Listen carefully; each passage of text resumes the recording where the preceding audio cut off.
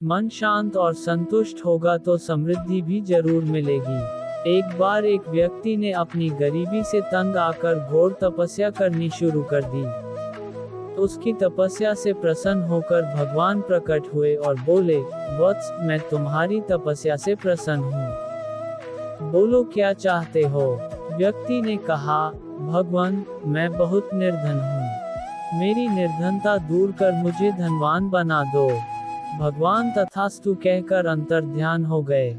इसके बाद तो उस व्यक्ति के पास किसी चीज की कमी ही नहीं रही। उसकी धन दौलत में लगातार वृद्धि होती रही। उसके व्यापार व्यवसाय में वृद्धि के साथ साथ उसकी व्यस्तता भी बढ़ती चली गई। व्यस्तता के कारण उसका स्वास्थ्य प्रभावित होने लगा। इन सब बातों को लेकर वह आकुल और अशांत रहने लगा। उसकी बेचैनी बढ़ती ही चली गई।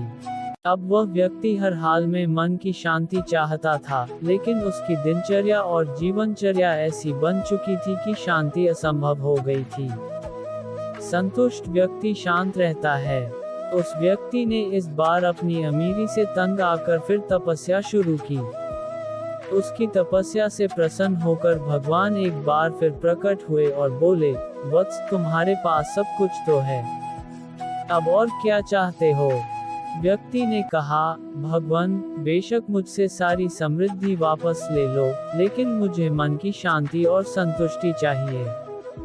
भगवान ने कहा, अरे भले आदमी, ये पहली बार ही मांग लेता तो तेरी ये दशा तो नहीं होती। जो जीवन में संतुष्ट रहता है और जिसके मन में शांति रहती है, भौतिक समृद्धि तो उसके यहाँ अपने आप ही जाती है। खैर, देर आयत दुरुस्त आयत।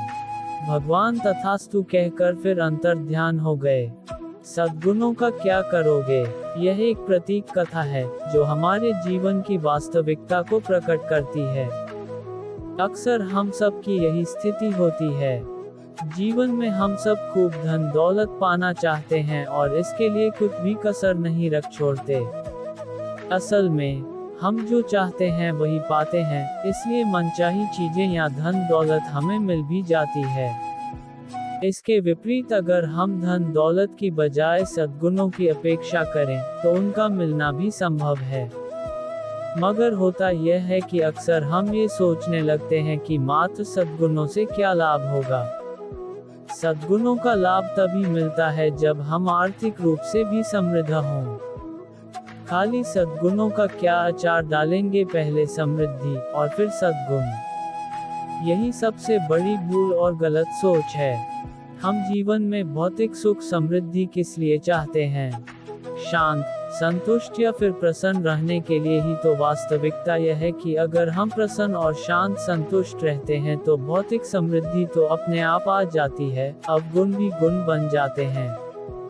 यह एक बहुत सरल सी बात है कि एक प्रसन्न और शांत संतुष्ट व्यक्ति ही हमेशा स्वस्थ रह सकता। शांति और संतुष्टि का महत्व। शांति और संतुष्टि का मतलब यह नहीं कि पुरुषार्थ से दूर हो जाना है। शांत रहकर कर्म करने वाले व्यक्ति की सोच भी संतुलित और सकारात्मक होती है।